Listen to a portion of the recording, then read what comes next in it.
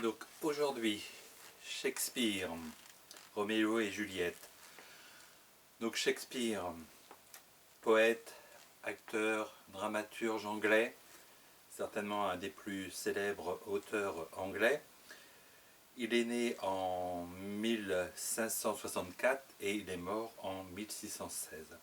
Il a composé 39 pièces et 154 sonnets. Il rédige la majeure partie de ses pièces entre 1589 et 1613.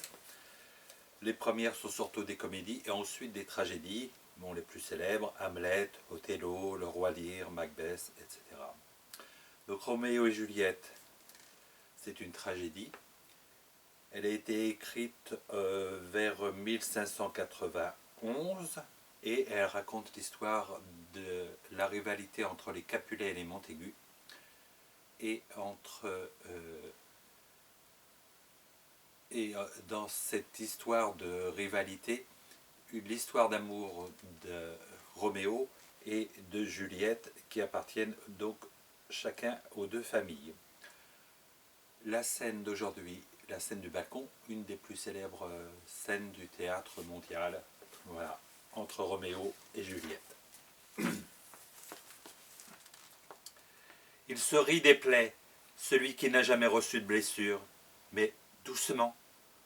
Quelle lumière jaillit par cette fenêtre! Voilà l'Orient, et Juliette et le soleil.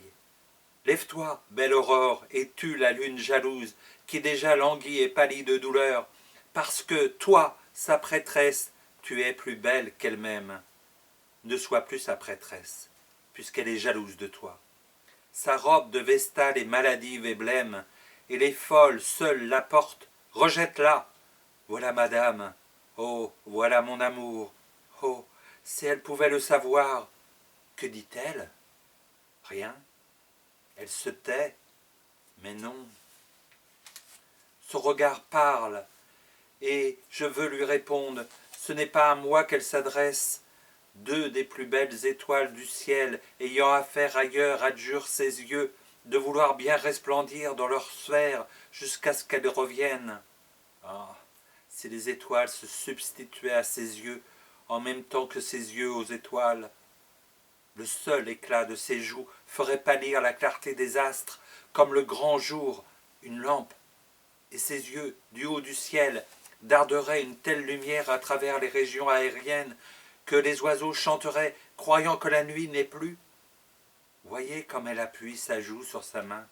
Oh, que ne suis-je le gant de cette main? Je toucherai sa joue. Hélas! Elle parle. Oh, parle encore, ange resplendissant, car tu rayonnes dans cette nuit au-dessus de ma tête, comme le messager ailé du ciel. Quand, aux yeux bouleversés des mortels qui se rejettent en arrière pour le contempler, il devance les nuées paresseuses et vogue sur le sein désert. Oh Roméo! Roméo! Pourquoi es-tu Roméo?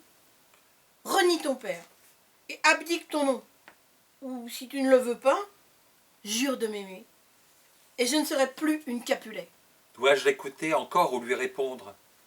Ton nom seul est mon ennemi. Tu n'es pas un Montaigu, tu es toi-même. Qu'est-ce qu'un Montaigu? Ce n'est ni une main, ni un pied, ni un bras, ni un visage, ni rien qui fasse partie d'un homme. Oh, soit quelque autre nom. Qu'y a-t-il dans un nom? Ce que nous appelons une rose embaumerait autant sous un autre nom. Ainsi, quand Roméo ne s'appellerait plus Roméo, il conserverait encore les chères perfections qu'il possède. Roméo, renonce à ton nom, et à la place de ce nom qui ne fait pas partie de toi, prends-moi tout entière. Je te prends au mot. Appelle-moi seulement ton amour, et je reçois un nouveau baptême. Désormais, je ne suis plus Roméo. Quel homme es-tu? Toi, qui, ainsi caché par la nuit, viens de te heurter à mon secret? Je ne sais par quel nom t'indiquer qui je suis. Mon nom, sainte chérie, mais odieux à moi-même, parce qu'il est pour toi un ennemi. Si je l'avais écrit là, j'en déchirerais les lettres. Mon oreille n'a pas encore aspiré 100 paroles proférées par cette voix, et pourtant j'en reconnais le nom, le son. N'es-tu pas Roméo et un Montaigu? Ni l'un ni l'autre, belle vierge, si tu détestes l'un et l'autre? Comment es-tu venu ici, dis-moi? Et dans quel but? Les murs du jardin sont hauts et difficiles à gravir. Considère qui tu es, ce lieu est ta mort. Si quelqu'un de mes parents te trouve ici... J'ai escaladé ces murs sur les ailes légères de l'amour, car les limites de pierre ne sauraient arrêter l'amour.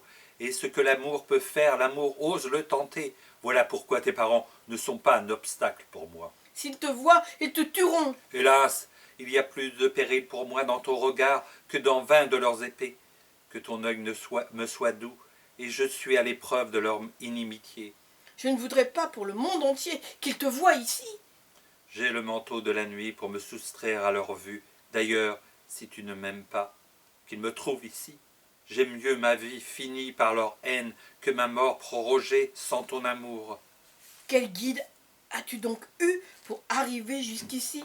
L'amour, qui le premier m'a suggéré d'y venir. Il m'a prêté son esprit, je lui ai prêté mes yeux. Je ne suis pas un pilote, mais quand tu serais à la même distance que la vaste plage baignée par la mer la plus lointaine, je risquerais la traversée pour une denrée pareille. Tu sais que le masque de la nuit est sur mon visage. Sans cela, tu verrais une virginale couleur colorer ma joue quand je songe aux paroles que tu m'as entendu dire cette nuit. Ah, je voudrais rester dans les convenances, je voudrais nier ce que j'ai dit. Mais adieu les cérémonies. M'aimes-tu? Je sais que tu vas dire oui, et je te croirai sur parole. Ne le jure pas. Tu pourrais trahir ton serment. Les parjures des amoureux font, dit-on, rire Jupiter. Ô gentil Roméo, si tu m'aimes, proclame-le loyalement.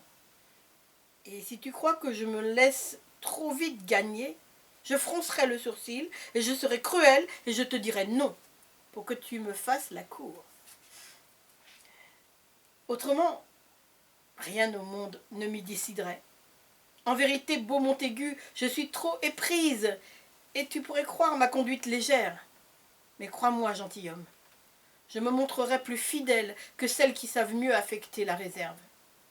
J'aurais été plus réservée, il faut que je l'avoue, si tu n'avais pas surpris, à mon insu, l'aveu passionné de mon amour. Pardonne-moi donc, et n'impute pas à une légèreté d'amour cette faiblesse que la nuit noire t'a permis de découvrir. Madame, je jure par cette lune sacrée qui argente toutes ces cimes chargées de fruits. Oh, ne jure pas sur la lune. L'inconstante lune, dont le disque change chaque mois, de peur que ton amour ne devienne aussi variable. Par quoi dois-je jurer? Ne jure pas du tout. Ou si tu le veux, jure par ton gracieux être, qui est le Dieu de mon idolâtrie, et je te croirai. C'est l'amour profond de mon cœur. Ah, ne jure pas. Quoi que tu fasses ma joie, je ne puis goûter cette nuit toutes les joies de notre rapprochement. Il est trop brusque, trop imprévu, trop subit, trop semblable à l'éclair qui a cessé d'être avant qu'on ait pu dire « il brille ». Doux ami, bonne nuit. Ce bouton d'amour, mûri par la laine de l'été, pourra devenir une belle fleur à notre prochaine entrevue. Bonne nuit, bonne nuit. Puisse le repos, puisse le calme délicieux qui est dans mon sein arriver à ton cœur. Oh, vas-tu donc me laisser si peu satisfait? Quelle satisfaction peux-tu obtenir cette nuit? Le solennel échange de ton amour contre le mien. Mon amour? Je te l'ai donné avant que tu l'aies demandé.